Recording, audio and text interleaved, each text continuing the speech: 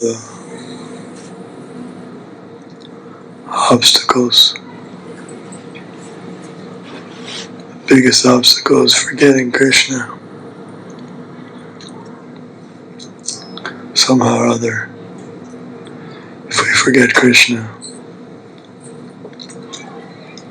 and the material world is nicely designed to help us forget Krishna. And the living entities have come to the material world to forget Krishna. That's why we've come here. We didn't come here to remember Krishna. We came to the material world to forget Him and to replace Him with ourselves.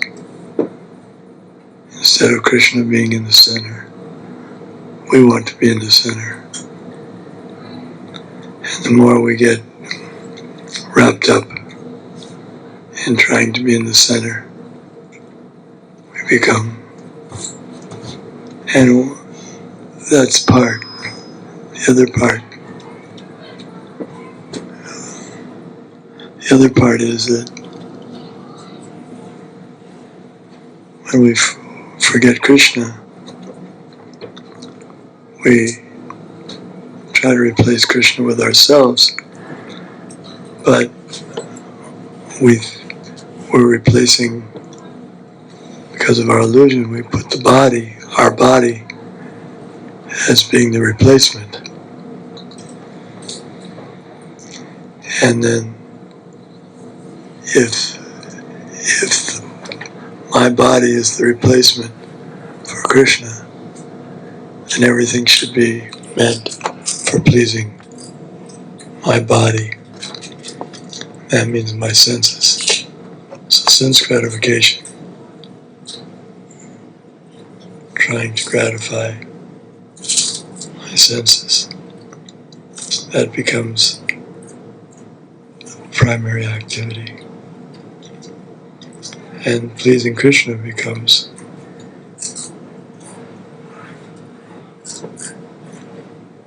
excluded. It's no, why should I do it? When one is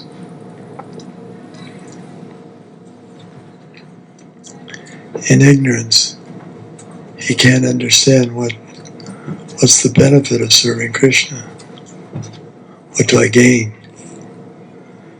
He's thinking in terms of prayas and shreyas. Praya means immediately pleasing, immediate gratification.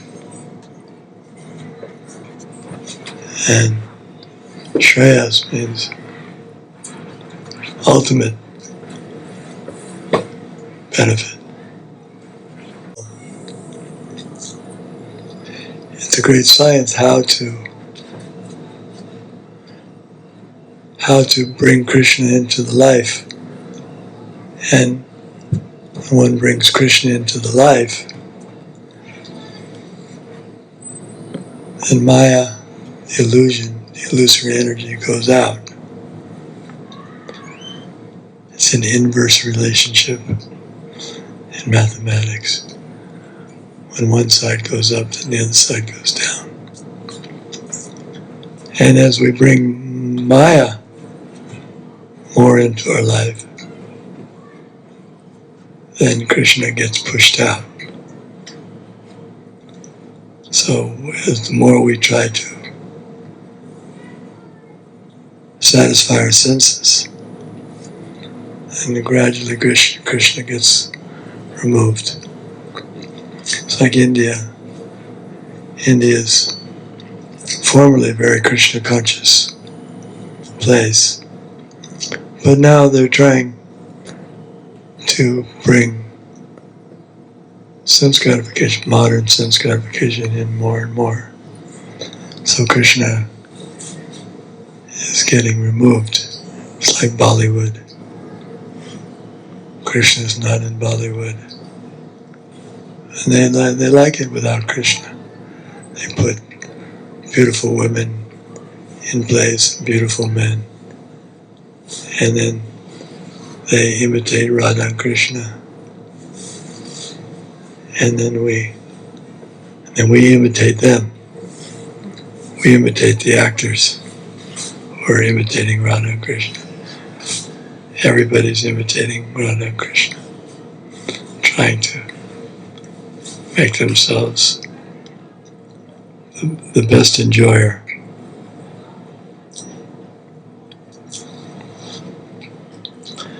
The best enjoyer, the proprietor, the most beautiful, most powerful. This is our attempt. So the idea is removing the obstacles. Naturally the obstacles are removed as we apply the science of Krishna consciousness. Just like how to get rid of disease. You have to go to an expert. Hare Krishna. You have to go to an expert physician, and then he examines and he gives you the medicine. And if you take the medicine, and if he's an expert, then naturally the symptoms of disease, they go away. Naturally, because they're not natural. There's some unnatural condition in the body. And when the unnatural condition is removed, just like if someone's living in a bar, liquor bar. So he's drunk all the time, he has no money, he's unhappy, he's not healthy. But if he moves out of the bar and moves into a nice environment, good food, good association, no drinking, then all the problems go away. He just has to change the environment. So the material environment is to forget Krishna. That's why association with materialistic persons is not recommended in the Vedas. Asatsanga Tyaga, E Vaishnava Achar. The behavior of a Vaishnava is he gives up the association of non-devotees, materialistic persons. Because by associating with them, you forget Krishna. It's like they have on the airplanes. They have so many different channels for entertainment. Hare Krishna. The entertainment is so many different varieties of entertainment. But all the varieties are for forgetting Krishna. So our society now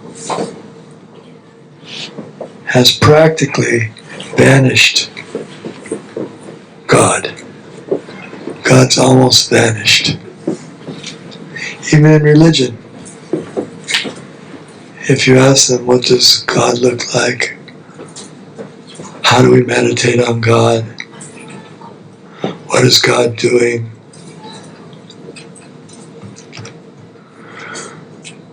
No idea. Completely no idea. And they're not disturbed about that. They think because they're absorbed in other activities, non-Krishna. So Krishna consciousness means putting Krishna back in the center. Center of everything. Krishna is the center of everything. It's not just that we're artificially putting him in a position that he doesn't deserve or is not appropriate. He is the center of anything, of everything.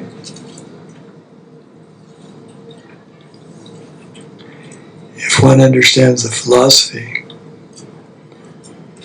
we learn that, first of all, everything comes from Him. So that means He's connected with everything, because everything emanates, Janma Jasya Yataha. Everything emanates from Him. There's nothing that doesn't come from Him. So how can we say, well, it doesn't have anything to do with God? That means we're in ignorance, we don't know that everything has something to do with God. The universe, for example, this big universe, Krishna showed Arjuna, the battlefield of Kurukshetra. He showed him that he's the universe.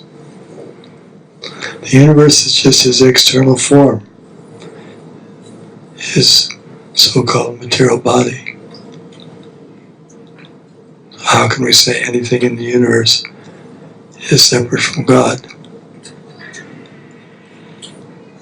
That means we don't know. We're in ignorance. We don't understand how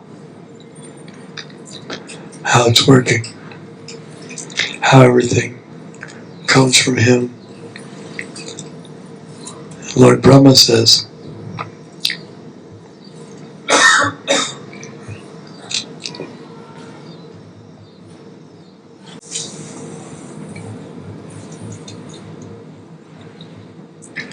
Andantarasta Paramanu Chayantarastam, which means that Krishna is in the atom. Everything is made of atoms in the material world. And within every atom, Krishna is there, directing. That's his form is.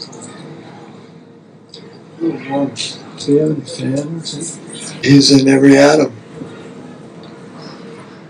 Every atom on the rug, every atom in the sky, every atom in the sea. So where's the chance of being separate from Him? There's no possibility, because these are all His energies. Material energy, spiritual energy. He's everywhere. Sarvam Kalpitam Brahma Vishnu means all pervasive. It's just that people are not being educated. They're being kept in ignorance. And that's a problem, because humans have the potential to understand God and to be able to surrender to Him, serve Him. Animals don't have such intelligence, they can't do it. But humans can do it.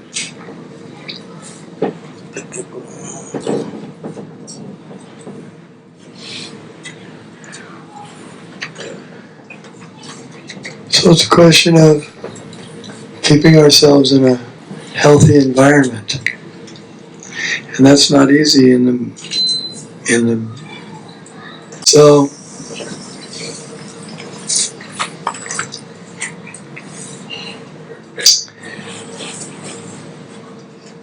the idea is to keep in a wholesome, clean, pure environment with good association. So, the point is how to make our life in such a way that we cannot but remember Krishna, surround ourselves with Krishna. That's why in Vrindavan,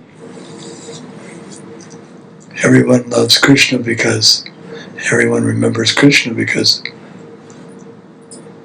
everyone there is absorbed in Krishna. As soon as one gopi sees another gopi, they say, "Did you see Krishna?" As soon as one coward boy sees another coward boy, he says, "Did you see Krishna?" The cows are always thinking of Krishna. The trees are always thinking of Krishna. Everyone's thinking of Krishna. And anyone who comes in that association becomes Krishna conscious by association. So our Krishna conscious movement is endeavoring to bring Krishna consciousness, to bring the Krishna atmosphere in every town and village. Pratyavatya Chaitanya Gradigram Sarvatra Pachai Habimorana. Krishna conscious movement is meant to bring people to the situation where they remember Krishna all the time. When we go to the Krishna conscious temple, we see the form of Krishna. So when we see the form of Krishna, that's Krishna. Krishna's absolute. His form is not different than himself. And when we chant Krishna's name, we're associating with Krishna because Krishna is not different than his name. He's not different than his form, his name, his instructions, Bhagavad Gita, his temple, his home.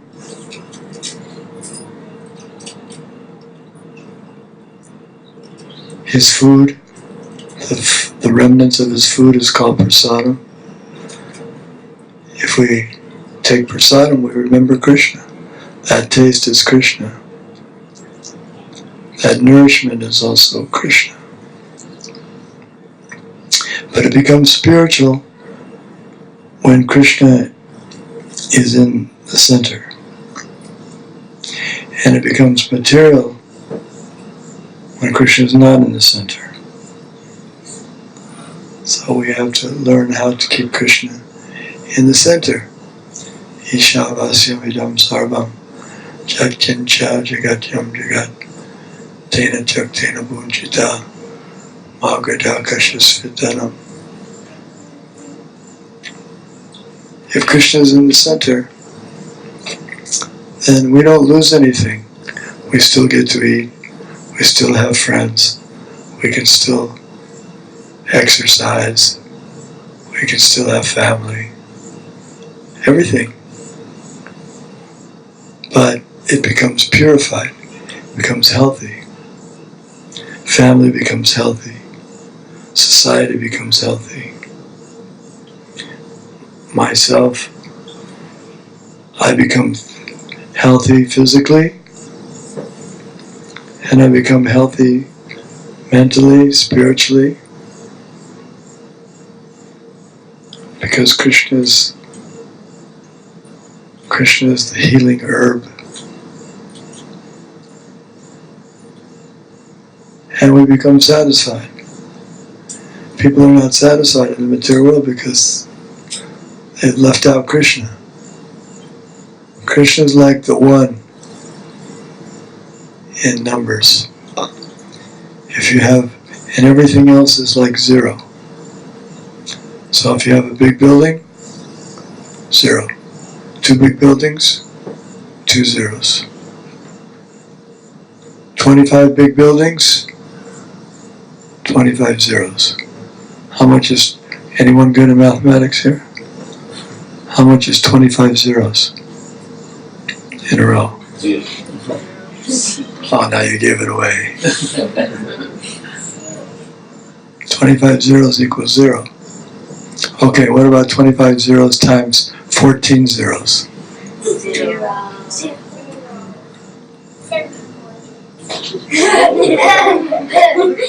It's all zeros. But when you put a 1 in front of 25 zeros, what is it? 1. No, actually, 1 and then with 25 zeros. Yeah. 125. 1,000. Yeah. No, 100. Like trillion. Like trillion. Yeah, it's a big number. The big number. Okay. It's a big number because Krishna is the one. Krishna transformed all those useless zeros. So many useless zeros. They didn't equal anything. They were of no value at all. Zero value. And suddenly you bring Krishna and all those zeros become super huge, valuable thing. That's the value of Krishna. Krishna is the only valuable thing. Krishna is the only one. Ekale Ishvara Krishna, Arasava Bharatya. There's one master and everyone else is servant. But that one master, Nityo Nityanam, Chaitanas Chaitananam, Eko Bahanam Yo Vidadati Kamam. We're all spiritual beings and we're all conscious beings, like God, like Krishna.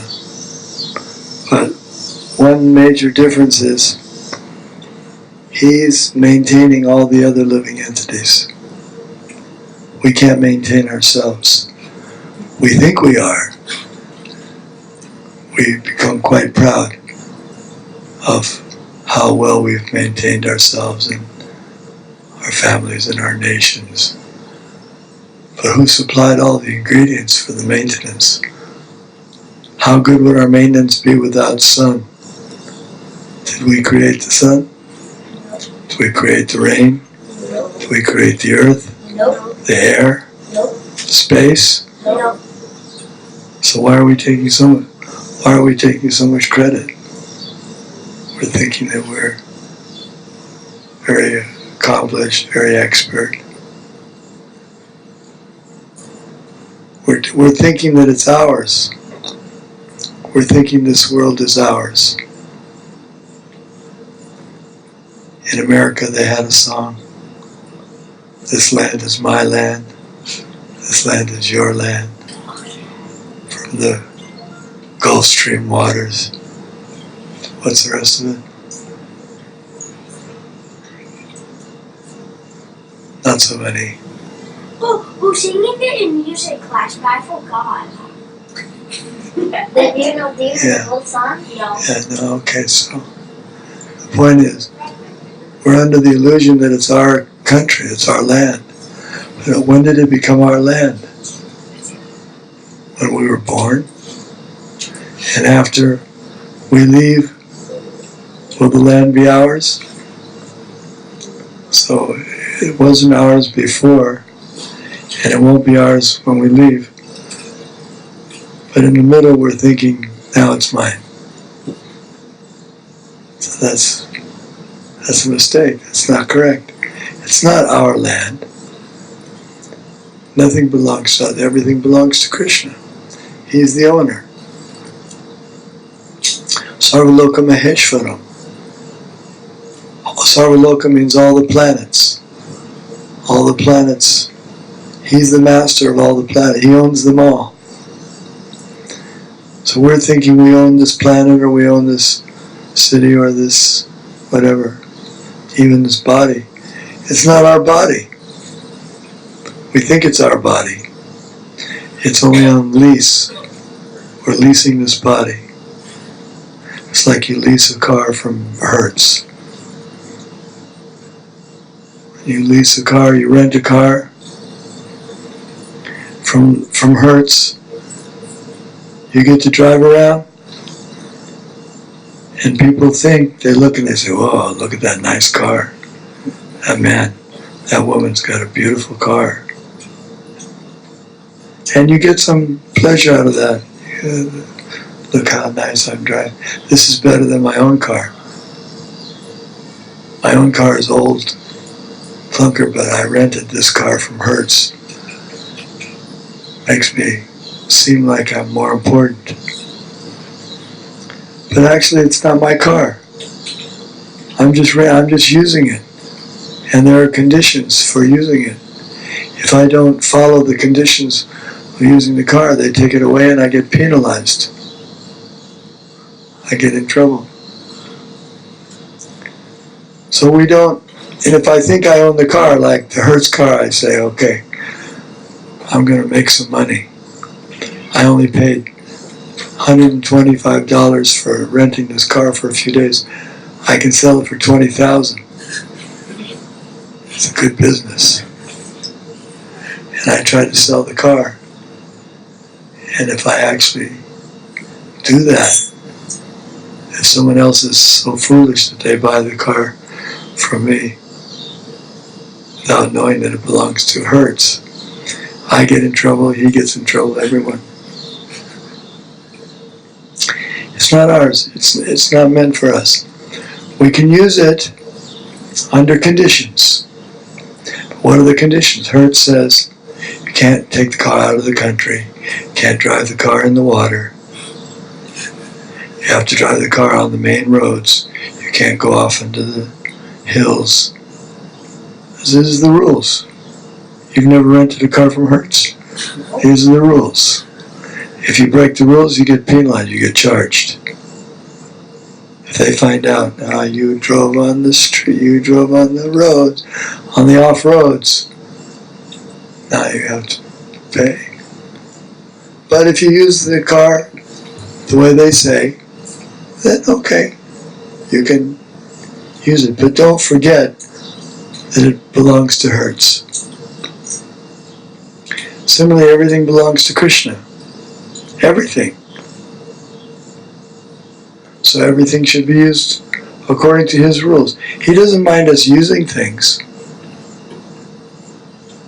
He provides things. He gives us a body. Look at this nice body we have. It sees, it hears, it smells, it tastes, it reproduces, it heals itself. It's an amazing body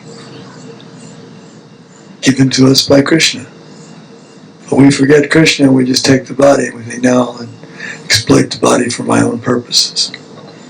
And we do wrong things with the body. We put intoxication in it, we use it for illicit connections. We get in trouble. We get punished. That's karma. There's the law of karma. Karma means every action that one performs, there's a reaction. Even in physics, there's a law. Action and reaction. That works for physical things, but it also works for people, for every action. So the physical karma also works for people. Whatever one performs, whatever he does, there's a reaction. And when we forget Krishna, everything turns sour. Everything, no matter what we do, everything becomes sour, becomes rotten. They say, no, these people are forgetting Krishna, but look how nicely they have nice gardens and they have nice cars. But no, because that's thievery. A thief may look, you may see a thief driving a very nice car, and he's smiling. But the next minute you see him, he's got handcuffs, and he's being pushed into jail, and he has to stay in jail for 40 years. So that smile that he had when he was driving that nice car, it didn't last very long. He was thinking, I'm happy now. I didn't have to work like all these other people.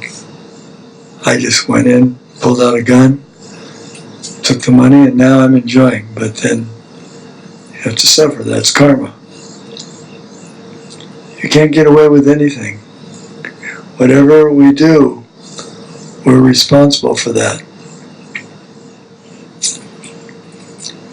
So that means forgetting Krishna means I'm doing things that are incorrect, that are not They're not good for me, and they're not good for anybody. But as soon as we add Krishna, then everything heals, everything becomes wonderful, becomes valuable, becomes happy. We can see by the phenomenon. Now we're celebrating. What year is this? Does anyone know? Is there a significant year? Yeah, you know which year it is, but what else?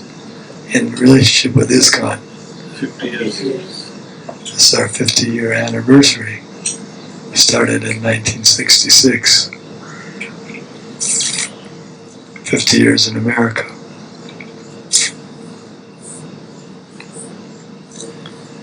So what was the point? How did I get off? What were we talking about?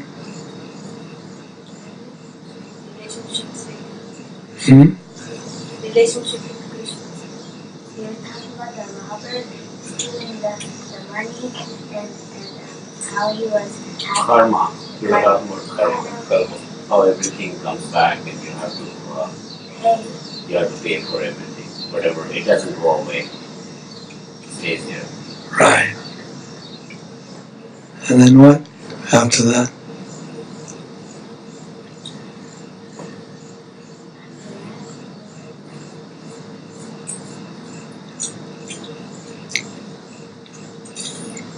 Anyway.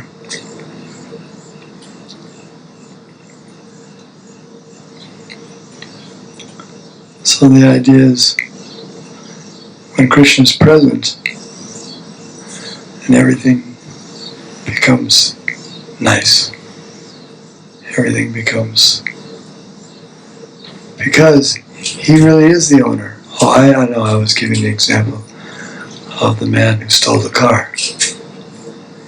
He looked happy, but his happiness didn't last very long, and he had to suffer because he forgot Krishna. He wasn't doing what Krishna wanted. But those who act in Krishna consciousness, their lives become different. One of the big differences is that one who surrenders to Krishna, he doesn't have to take birth again in the material world. People generally don't think about that because they don't know. They don't know what life is. So how can they understand that there's life in another body? They can't understand. They can't get it because they think that the life is in this body, and they think that when this life is over, everything's finished. A lot of people think like that. Just live for now. And when you die, it's all over. Everything's finished. So just enjoy for now. When I was young, they had a commercial on television. If I have one life to live, let me live it as a blonde. It was a company from Clairol. Clairol said. So everybody was going out and buying this Clairol and making their hair blonde. It's true, they were doing it. I think they do it now. They make it blue and green and different colors, but in those days blonde was popular. But the wrong thing was, they said if we only have one life to live. That's a wrong assumption. You don't have one life to live. You have millions of lives to live. As long as you stay in this material consciousness, you have to go on taking material bodies. But that's not nice. We don't like growing old. We don't like these bodies. Who likes to die? Nobody wants to die. But when you get a body like this, you have to die. Everyone says, well, I'll deal with that when I get to it. It's It's not going to happen right away. Or maybe science will come up with something. No. Trust no future, however pleasant. So we don't like to die, we don't like to get old, we don't like to get diseased. And rebirth, birth means being put into a womb for 9 or 10 months, airtight bag, can't breathe. Somehow or other, miraculously we live through that. But who wants to go through that again? Would you like to now go through 9 months? We'll put you in an airtight sack. You can't move. Would you like that? You have to eat through. You don't get to chew anything or taste anything. It just comes through some tube into your body somehow or other. That's birth. Have you ever seen a baby come out smiling and, hi? No, they come out crying. It's miserable. So birth is miserable, old age is miserable, disease is miserable, death is miserable. What's so wonderful? And that's what we all have to wait to. That's what we have waiting for us. We think, I'm young, I won't get old, I won't get diseased. But that's foolishness, that's childish. It'll happen. But Krishna says, Chakvadeham punarjanma naiti mameti sarjana. Janma karma chame divyam evam yoveti tatvataha. One who knows the transcendental nature of my appearance and activities does not, upon leaving the body, take his birth again in this material world, but comes back to me. And when you go back to Krishna, to Krishna's abode, to Krishna's pure devotional service, you won't want to come back to the land of birth and death, and disease and old age. Why would you want to come back?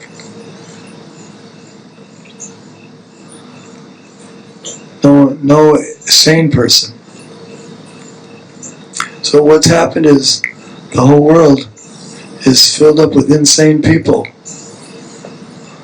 They don't consider the suffering that they're going through unnecessarily. It's not necessary to suffer. We're suffering because we want to be separate from Krishna. We should learn our lesson now. How long have we been in the material world? We've been in the material world since time immemorial. That means inestimable amount of time. And we're suffering birth after birth.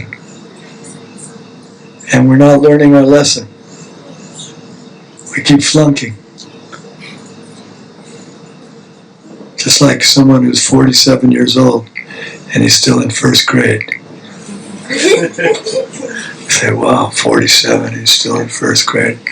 Hasn't learned enough to graduate to second grade. He's tuned out. He's not there. So we're like that. How long do we have to stay in the material world till we get the message? This place is not for us. Why would you want to live in a place where you have to die?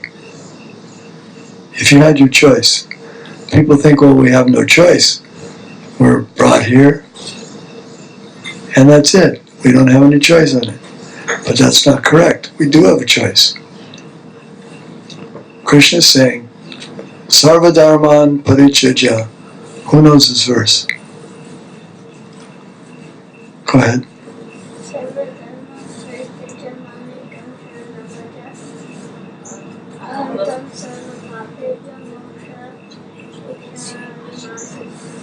Yeah. And someone know the translation?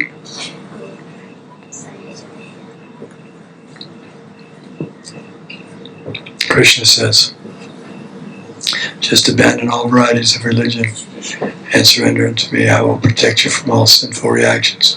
Do not fear. So Krishna is saying you have a choice. You can choose to serve me, or you can act independently if you like. You can ignore me. But then the results are very dangerous. For example, what about all these animals we see? Dogs, coyotes, gophers, lizards. They're also living beings like you and me. You know that? They have souls just like you and I. But who wants to be a lizard?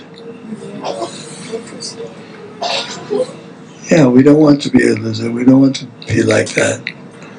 And even human. We're thinking, oh, we're humans, so that's great. But still we have to die. And so Krishna is giving, he's not forcing.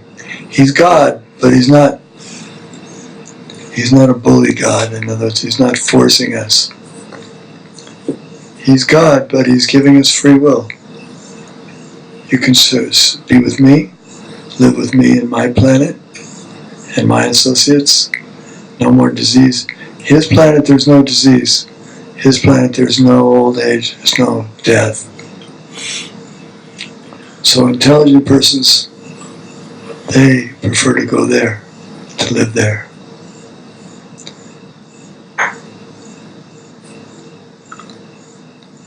How to get rid of the obstacles is to make positive plans how I'm going to remember Krishna all the time, 24 hours a day.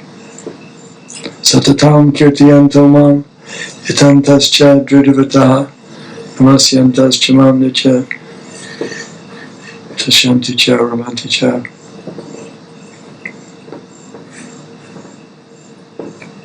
Always chanting my glories, endeavoring with great determination. Great souls perpetually worship me with devotion. So that's the solution. Always chanting the glories of Krishna. And the glories of Krishna are so amazing that they never get boring. Just like all of you have heard the pastimes of Lord Ramachandra. But if there was a Ramayana drama tonight, you'd all like to see it again. I remember one time I was in New York, Rath Yatra, and they were having Ramayana performance. So I sat down to watch it, but I've seen it so many times. And I was watching and I knew what was going to happen, and still I was interested. Even I knew what was going to happen. That must mean it's special, it's spiritual. Because even if you know what's going to happen, you still can't. You can't turn away because it's so attractive.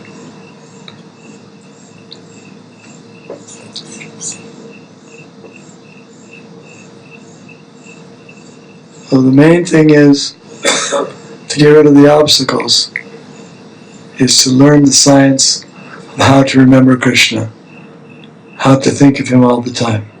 Smartavyam satatam Vishnu, vismartavyam najatuchit. And you learn the science from the Guru. The Guru teaches you how to remember Krishna all the time. It's like Prabhupada's the Guru for ISKCON. He taught us how to rise early, and how to keep clean, and how to chant, and how to worship the deities, and how to eat prasadam, how to keep engaged 24 hours a day. And there are many devotees who are doing this. They become saintly persons if they do that. And they don't, it's not correct that they become irresponsible and,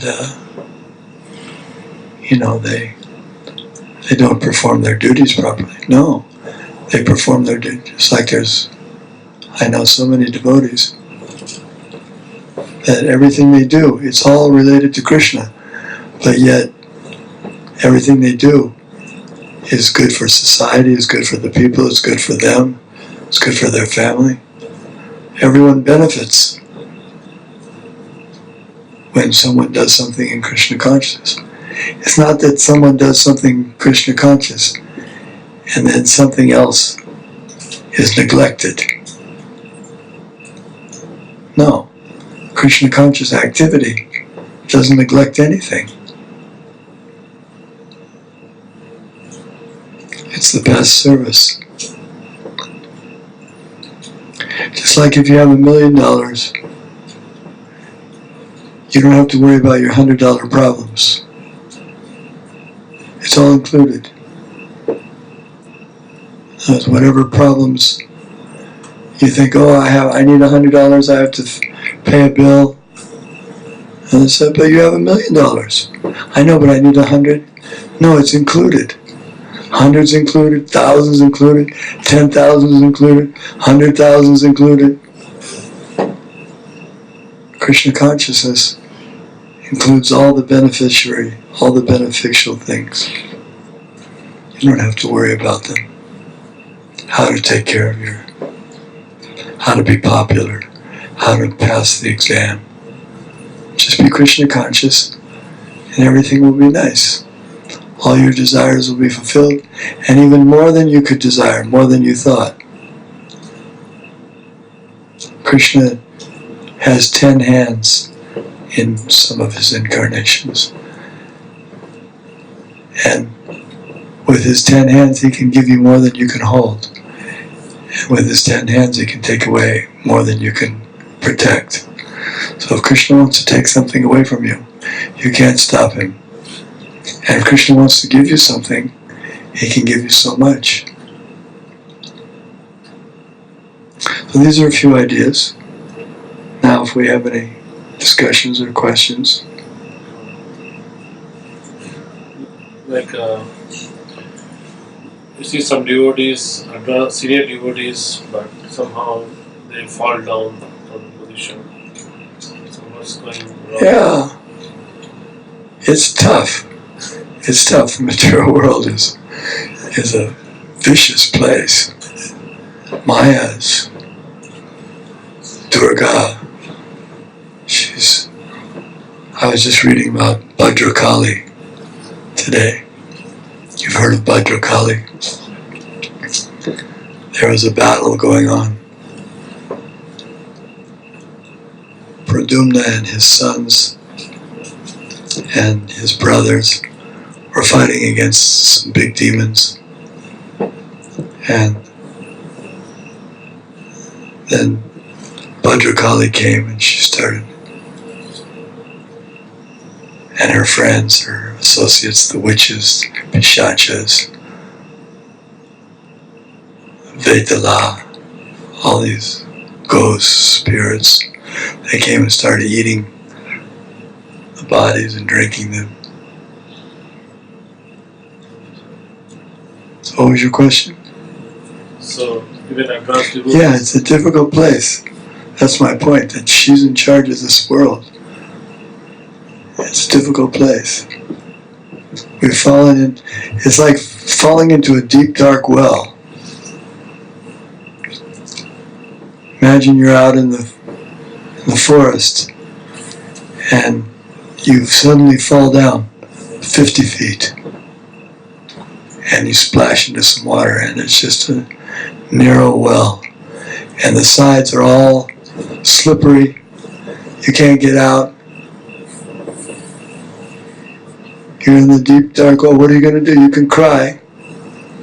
Help, help. No one can hear you. You're lost. But if somebody does happen to come there and say, is there someone down there? And you say yes. And he says, throws down the rope. Says, grab a hold of the rope, I'll pull you up. That much you have to do. You have to pull it. You have to hold the rope. So the spiritual master is that person who throws the rope down. He's come and found us in the well. And it's our only hope to get out. We can't get out by, don't say, no problem, I'll get out on my own. You try getting up, you slip, it's all slippery. You're 50 feet down. How long are you going to last down there? How could you climb up 50? It's not possible. Take the rope, it's easier. That's the point. So, yeah, I was thinking about that the other day, some of my God brothers. But they've done wonderful service, so that's to their benefit. Krishna says in Bhagavad Gita, Neha bikumanashosti pratyavayana vidyate swapamapyasya dharmasya trayate mahatavaya. In this endeavor of devotional service, there is no loss or diminution, and a little advancement protects one from the most dangerous type of fear.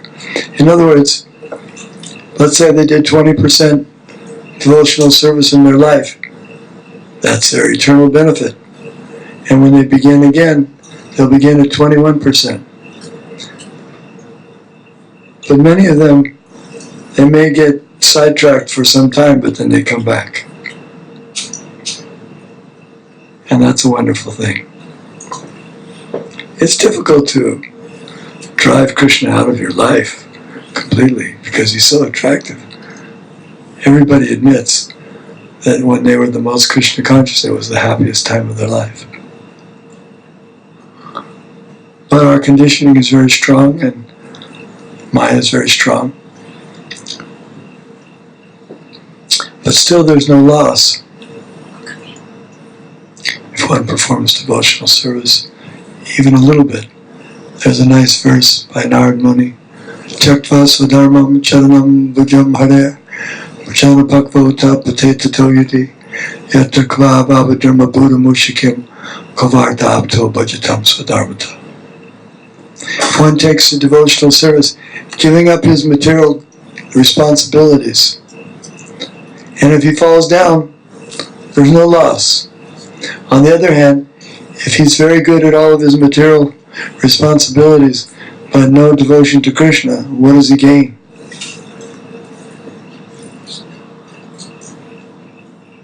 So there's no loss. And anyway, the senior devotees that I know, they don't forget Krishna. They may get sidetracked, but their devotion is still there.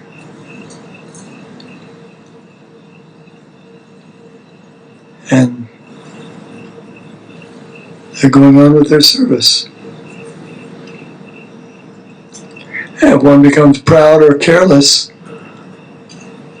then naturally, if we become proud and careless, then there's going to be some reaction to that. Like if you're if you're shaving and you're trying to do many things, talk on the phone, shave, and cook, and so many things, so there's going to be bloodshed. Because a sharp razor, you have to be careful with it. You can't just do everything.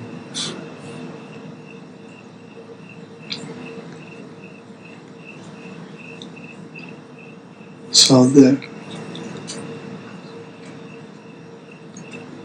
Maya is strong, but Krishna is stronger than Maya. Daivihesha gunamai, mama maya dharajaya, ameve prapadyante mayametam tarantate. I've seen devotees go away for years, decades, and when they come back, they surrender to Krishna. They begin right exactly where they left off. They don't miss a step. It's incredible, actually, because we've learned that from the scriptures that one continues from where he left off. But you would think, well, he must have forgotten some things. He must have fallen. No, he begins right where he left off, and then they continue to make advancement. Krishna doesn't hold it against them. Oh, you turned away for so long. It's like a father. If a father has a son that's very rebellious, and the son runs away, and the son gets in trouble, but the father's always thinking of the son. And if the son even writes nasty letters to the father, so then after some time, the son calls and said, "Father, it's me. I'm in some horrible dungeon." And they gave me one phone call and they said, if someone will come and get me, they can. I don't know if you'll forgive me for all the things I've done wrong. Father says, just where are you? Don't bother. Father doesn't say all the bad things you did, the nasty letter. Oh, but what about all those nasty letters you sent me? No, he doesn't say it like that. He says, just tell me where you are. I'll be there in a moment. So Krishna's like that. He's the Father, a loving Father, and he wants to save us, no matter what we've done.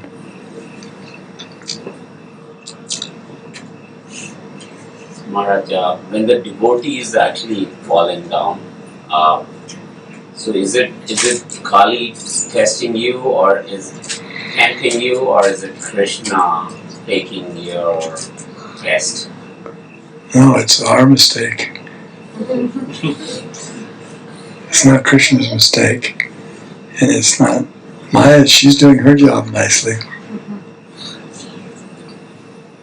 But it's our mistake. It's our choice to turn away from Krishna. Krishna Bahar Mukhahana Bhogavanchakari Nikitasta Maya Tari Japati Adari. When the living entity turns his face away from Krishna, then he's put under Maya. It's not unfair. It's what we want. It's like when someone's put in prison, it's not unfair. They voluntarily made their decision. They knew what the law was. You can't go to court and say, what? It's not legal to kill people? I didn't know that. Everybody knows that. Judge won't believe. Judge says, sorry. Guilty. That's not a good argument that I didn't know. So it's our choice. We don't have to fall down. We have to make that decision. I don't want to fall into Maya. I want to surrender to Krishna. Therefore, let me get good association. It's like if you have your family, if you're a householder, then you have to have a good Krishna conscious family. Because you need that association. You're not living in a temple, so it's a challenge. So you have to have good children, good wife, good husband. Everybody has to be doing their part. At least at home.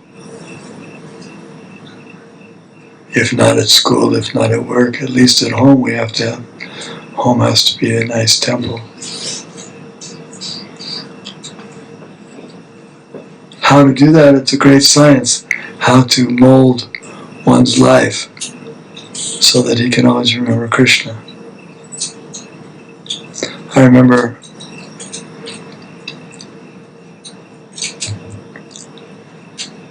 one time I had a service. My service was, it's okay. My service was selling spiritual sky incense to make money for the temple. So during the day I would go out like a businessman, selling incense to stores and things like that.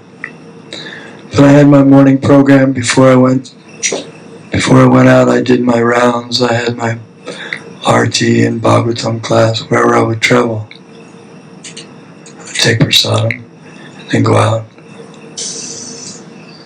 And it was not difficult. Even though I was mixing with materialists, sometimes I wore devotional dress, sometimes I wore Western dress.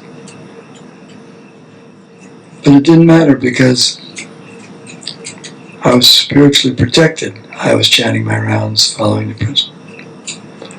So then even in the most dangerous situation, even in an alluring situation, or like Arjuna, he was in the battlefield, but because he was spiritually protected, it was not a problem for him. He crossed over it. Shankaracharya says that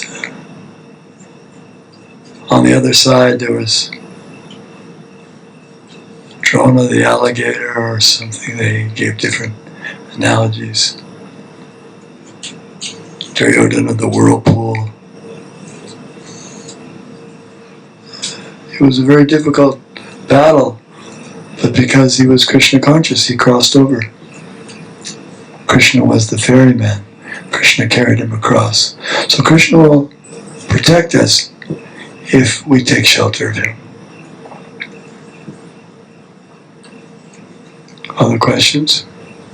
Maharaj, you are talking about like, if we keep ourselves as a center, but whatever we experience with our body, we enjoy family, we have a enjoyment in this body. So how to remember, like we have to always imagine that I'm not this body, I'm the soul. Like how to get the experience, I'm not this body, I'm the soul.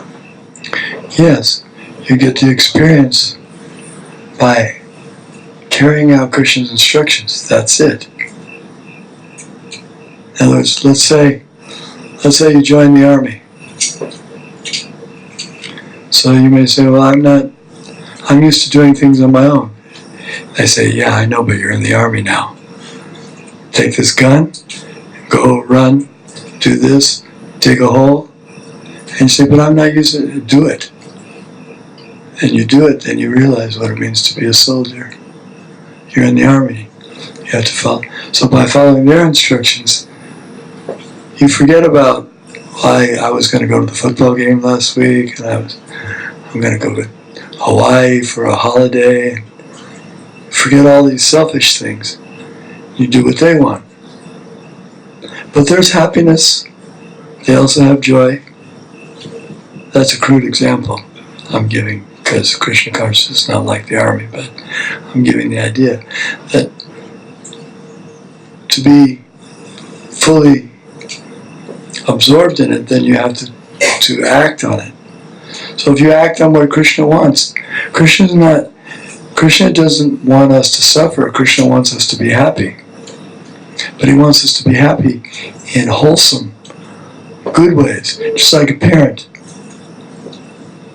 The child is running across the street. The parent grabs the child, says, you can't run across the street. So the child may think, oh, my father doesn't want me to have any fun. That's ridiculous.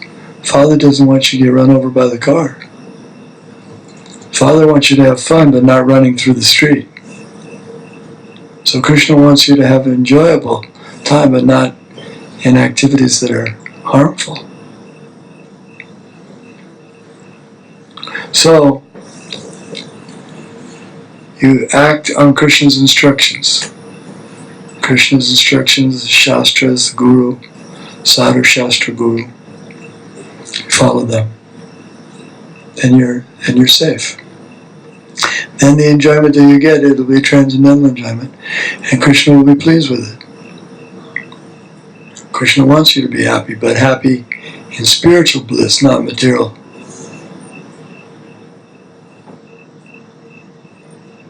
Not like the animals. A hog is eating stool. He thinks he's happy. But we realize, oh, that's a horrible thing. So we don't do that. We don't imitate the hog. So we shouldn't imitate the dogs and the hogs, the camels and the asses. We should act according to Krishna's instructions.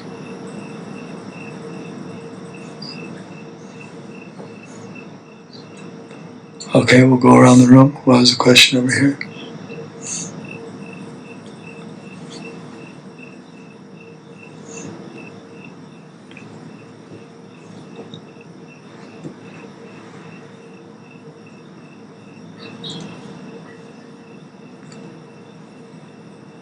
Anyone?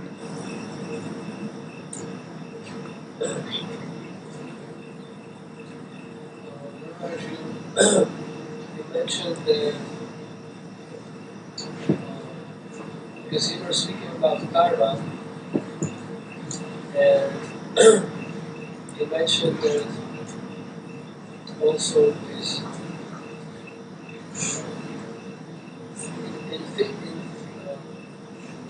physics are also karmic reactions. Can you give some example?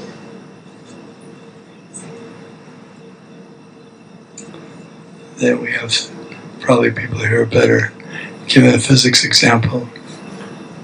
How action causes reaction. What is the question mark? Are you trying to understand? For every I action, there is can- an equivalent, there is a reaction. That's what they say in physics, right? So, can we give an kind of example in terms of karma? Well, physics. No, not in You're saying in physics terms of fields. or karma. What's your question? You mentioned that in physics are also karmic reactions. Yeah, action and reaction.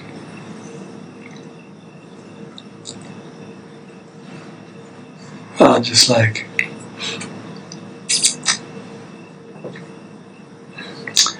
when you add heat, then things expand. That's a reaction. When there's a momentum, something runs into something. There's some transfer of energy. Physical laws. But there's also the karmic laws. If you punch someone in the nose, then you have to suffer for that. If you don't suffer immediately, you'll suffer later. But it's noted. It's like if you drive down the street. Nowadays they have these cameras.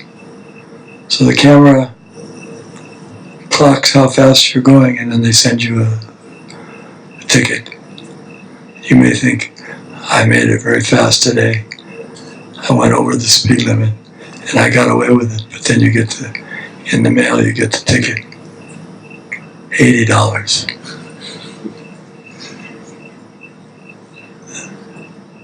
So you can't get away from whatever you perform. It's noted by Krishna. He's the supreme witness. But not only Krishna, Maharaj, the sun, the moon, the day, the directions, they're all witnesses. So they're all keeping an eye on everything. So the system of karma is very precise.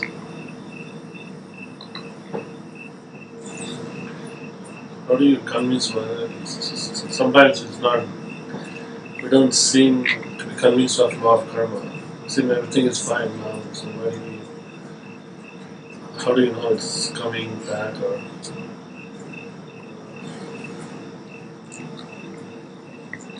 Why is it that one person is born deformed and demented, and another person born in the same place, the same time, and he's born with a silver spoon in his mouth? How do you explain that? Why is that? I can just say it's a freak accident. Past karma. Yeah, but it's due to karma. One person is... We're now receiving the enjoyments and the sufferings from our past activities. And what we do now will result in karmic reactions in the future.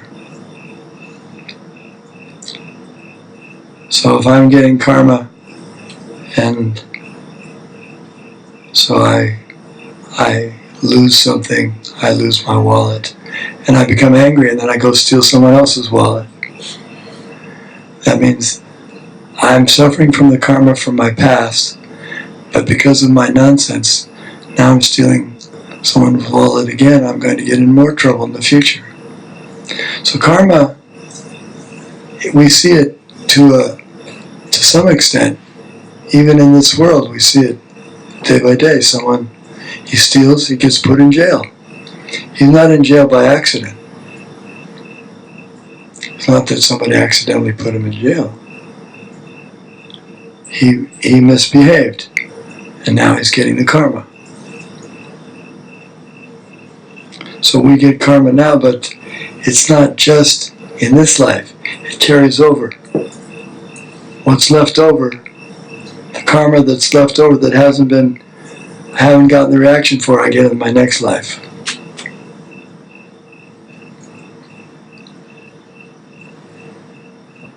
That's the way things work. But yes, it's important to understand the science. Therefore, the Vedic science is such an important teaching because it teaches us karma, it teaches us God, the soul, mode of goodness, mode of passion, mode of ignorance, how to transcend the spiritual world. So many things. You have to learn it. You can't just learn everything by seeing. You have to learn by hearing. So we hear from authorities. If Krishna says there's karma, karma na daiva netrena jayo patay, the law of karma. Krishna says it. And all the sages say it. And we see it. It makes sense. There's nothing unusual about it. It's even in our law system. It's even in the scripture, the Bible, eye for an eye, tooth for a tooth. Goes around, comes around. Law of karma. If you eat filthy food from the gutter, you get sick. That's part of that's what happens. If you eat good, healthy food, then you're healthy. That's a partial.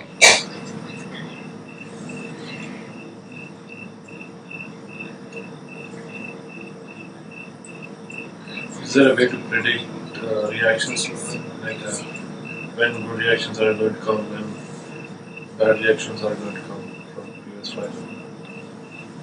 Give an example. Like astrology, sometimes they can kind of predict. Astrology is a bona fide science. Someone who's an adept astrologer, yes, he can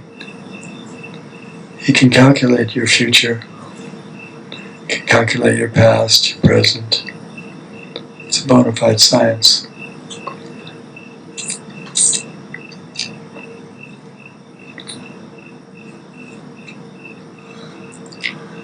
So what are you thinking to predict? When bad things are going to happen? How long? Yeah, astrology can predict how long you live, what will happen to you, how much wealth you'll get. So many different things are predicted because based on your past karma. Briga Samhita, there's a scripture called the Briga Samhita that has everybody's listed there somehow. I don't know how they do that, but everybody's listed, and they know a way they can check the Briga Samhita. This is what's coming by the stars, because the demigods, they know all these things. They are the agents of the Lord, and it's their job to arrange for the enjoyment or the suffering of the living entities according to their karma. They're the ones who make it. How do you get a disease? You get a disease, that's your karma. And who arranges the disease? Well, you've got Vayu, you've got Varuna, you've got all these different demigods in charge of the waters and the air. All they have to do is adjust the air a little bit, and you got disease. The air is in the body. Right? Old age diseases are mostly caused by problems with the air. 10 different types of air. Vayu is in charge of the air. So when he gets the instruction, okay, this person, give him this disease and that disease, he knows exactly how to do it.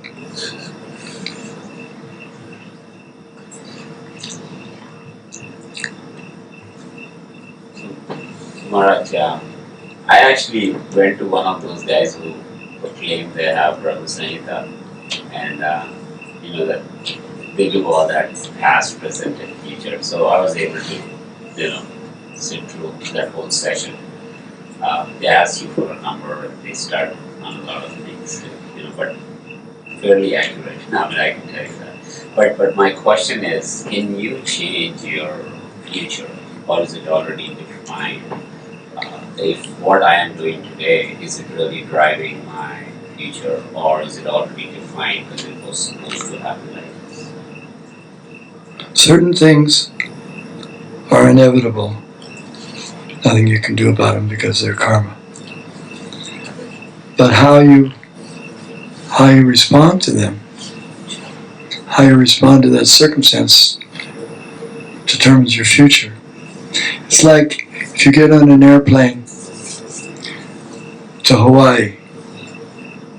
Now you're on the plane to Hawaii, you can't change, you can't get off. You can't say, I want to go somewhere else.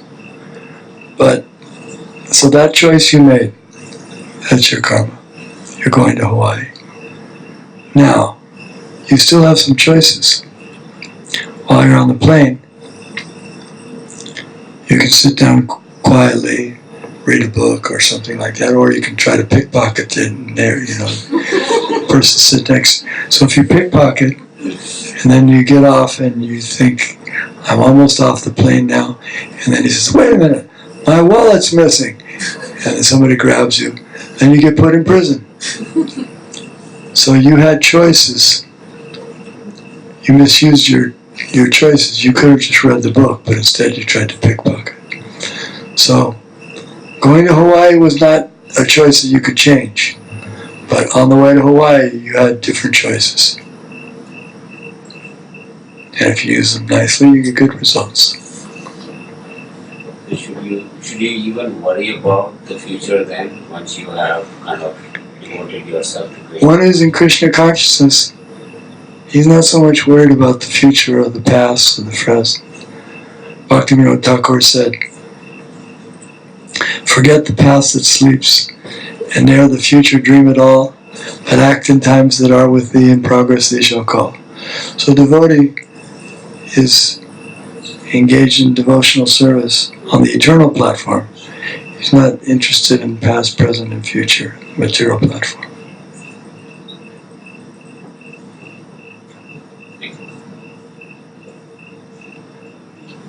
When a person does everything good in his life and he's done nothing wrong, but he never chants Krishna or devotional thing, then what would be his future life? He will go to spiritual or he will come back to material life? If he's not chanting Hare Krishna, he's doing a lot of things wrong.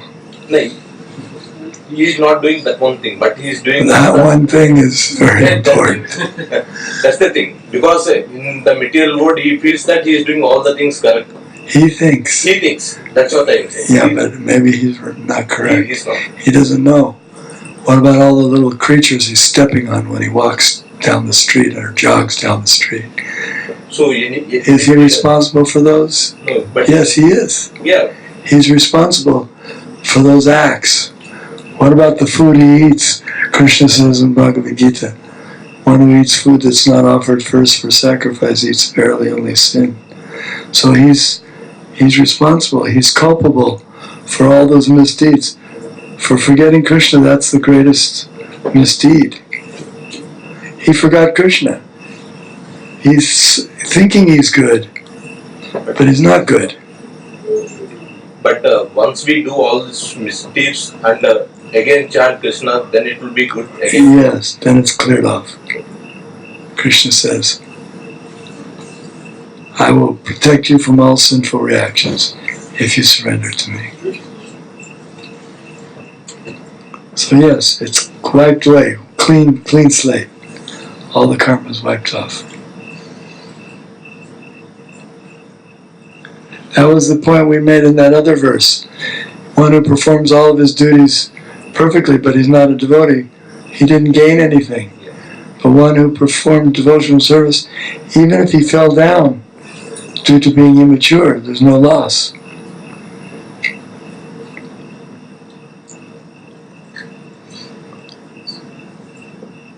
Maharaj, as a devotee, you meet a lot of people on office or social gatherings or different types of people.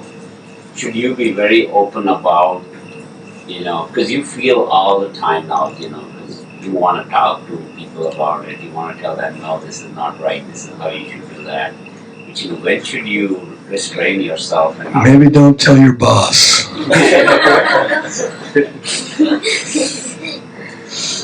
That's a good idea. Tell everybody else. You got the whole world to tell, but maybe hold off on your boss for a while.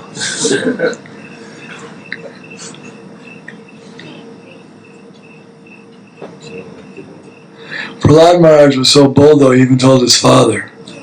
He said, I know what you need. You need to go to Vrindavan, Father. That's where you need to go. You got problems.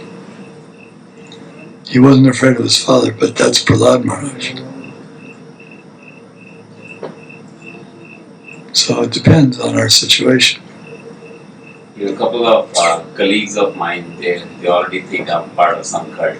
Because, the way I talk and, the things I explain them sometimes, and when I go out for lunches or things I do and restrain myself from, so, But I want to communicate in a positive sense that, the cult is not just a cult, it's a real thing. It's not just choice of... Well, Krishna will help you. If you're sincerely trying to serve Him, He'll give you good intelligence. Tesham, satata yuktanam, vajatam pritipurvakam, tadami buddhi yogam tam yunamami upayanti te. He'll give you good intelligence how to succeed in spreading Krishna consciousness and also everything else.